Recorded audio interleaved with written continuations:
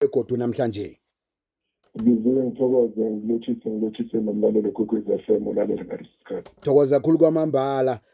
Mkhwanazi indaba I'm just going with a flow kuzakubonakala phambili ukuthi kwenzekani sengikhamba nomoya nje kunento ebizwa cohabitation agreement kusihladlule iyini.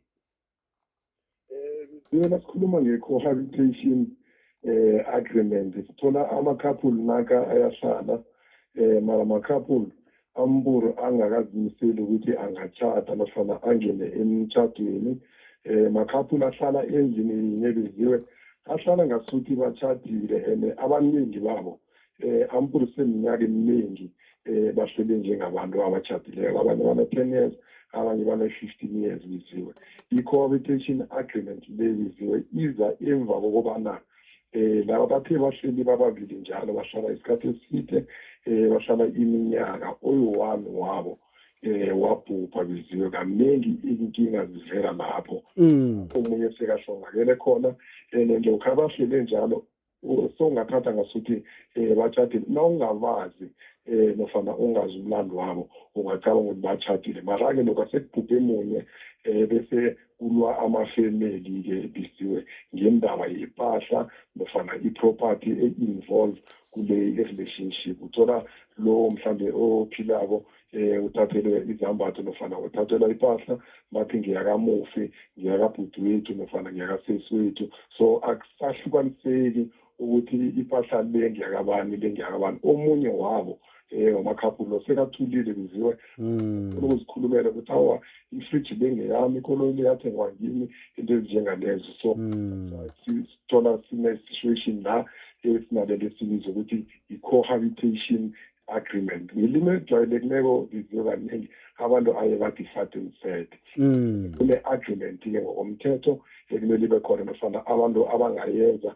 bangene ngaphakathi kwayo ukuthi siyavumelana ukuthi singaphakathi kwalimo esibiza ukuthi i-fat and sad nofana i-cohabitation izambatho zami engafika nazo nalezi engizithole soloko sikhona la ku-relationship le-cohabitation nanzi zakho nanzi therefore ningena kukontraka ezakutsho ukuthi ubani una ini ubani unani iyatsho godi i-agreement leyo ukuthi ubani uzokuba responsible ukuthenga ukudla ngoba nakho ngihlala nonke ukuba responsible mhlawumbe ukubhadala i-rent nangabe ngibhadala i-rent la ngihlele khona ngubani othenge indlu obhadala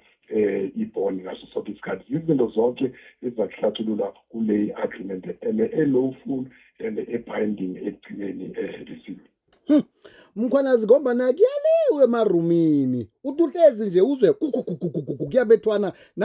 nasinesilukazi sikhona nangunobamkhulu uthi ngeyo mntwanami alo siyithola phi i-agreement le sivumelwano lesi esitholakala kuphi siyathengiswa nofana sitholakala kini maqwetha biziwe isivumelwano lesi ngoba nakho i-document etlolwe phasi esakontraka la nivumelana khona ngama-terms akhona kaningi sithi abantu abaye emagcwetheni ngoba ngibo abazi kuhle abaza kubeka ama-terms mhlawumbe kumele abekhona ngaphasi kwaso isivumelwano eso uya egethini nihlale phasi nimakhaphuli ngaleso sikhathi nisho ukuthi lokhu ngizerako mina ngenza nako before sokuhlala la nakho ngithole sesila ngaphakathi kule relationship le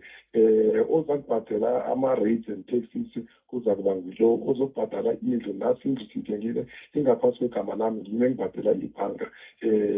i-clause le ayisho straight ukuthi ngimi engibhadela indlu omunye nomunye ngaphasi kwe-contract le mhlawumbe angatsho ukuthi inkoloto nofana ama-loan engizawathatha kuzaba ama-loan mhlawumbe asegameni lami angaphasi kwami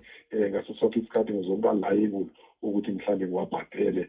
ama-loan la so i-agreement nofana ikontraka eliyenza emagcwetheni ekugcineni iza kutsho godi bona nangabe niyaseparate nofana niyahlukana nizokushera njani mpahla yini lokhu asenihlukanako zizinto ezikhona ezingaba khona ngaphakathi kwayo i-cohabitation agreement le mara-ke iba ngcono lokhu uyenze namagcwetha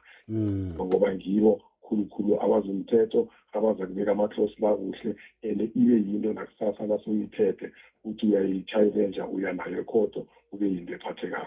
Isivumelwano sokuhlalisana sihlikihliwe nangu omunye lo uyathula nofana sekafuna ukuphuma la ayokwenza esinye isivumelwano nomunye umuntu kodwana kade ngimhlwengisela iye bekasebenza nguye bekafaka imali ngiyakhona ukuthi ngifake isibawo ukuthi akube nentwanyana engisala nayo nami ngoba kade ngimenza bemuhle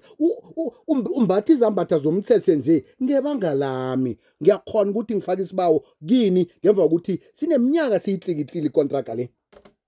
Liziwe la khulukhulu ikhulumisa endabeni ukuthi lapha bahlukana mhlambe ufuna ukuthi mhlambe ammaintain nakho mhlambe kune standard of living ebekasiphila ngesikhathi lesa sesenaye liziwe la injalo uyakhona ukuthi mhlambe angasenza isibawo se-maintenance kaningi emshadweni ayesithi spousal maintenance la kuma-couples sibizwa ukuthi maintenance mhlambe la iphathi ezoprova khona ukuthi ukuhamba kwakhe nofana ukuhlukana kwami naye nofana ukungisa kwakhe ngizokulova somewhere bengumuntu ongaberekibo i-standard of living mhlawumbe sise kuma-percentage athize now that uyakhamba nofana uyangisa therefore ngizokubuyela phasi uyakhona ukuthi nakangaphruva konke lokho ukuthi angayifaka i-maintenance against i-couple nofana i-partner le eseyifuna ukuphuma eseyifuna ukuhamba iye lawo khunye siyaqatsha emkhukhwini ngemva kwendlu sicatsha indlu sicatsha emafletsini siyaphasi phezulu ngingakhona njani ukuthi isivumelwano sakamahlalisanesi sihlale siphephile sibe kwapi nofana senza amakhopho komunye umuntu nomuntu abenayo nofana senza njani ukuthi sihlale siphephile ukuthi mhla kuba kufika ilanga lelo ukuthi uthi akasangifuni nofana kuyenzeka ke ngebhadi uyadlula ephasini ngiziveze isivumelwano ukuthi naso isivumelwano bomma nabobaba nani imndeni akhe naku esavumelana ngakho nasayithoma-ke into le sisibekaphi injalo biziwe lokhana kungabe usi-draft nofana iloyara li-draft i-contract lebiziwe kuba kuhle ukuthi iloyara lisale ne-original ibe khona kuloyara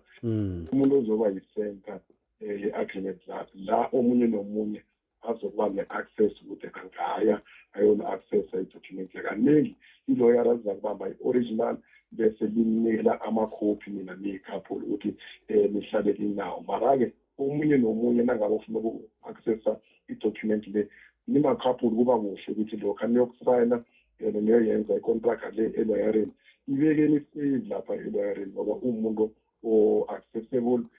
use-center omunye nomunye angama-approacha khulukhulu biziwe kaningi sithola ama-problems la abakhona lokha omunye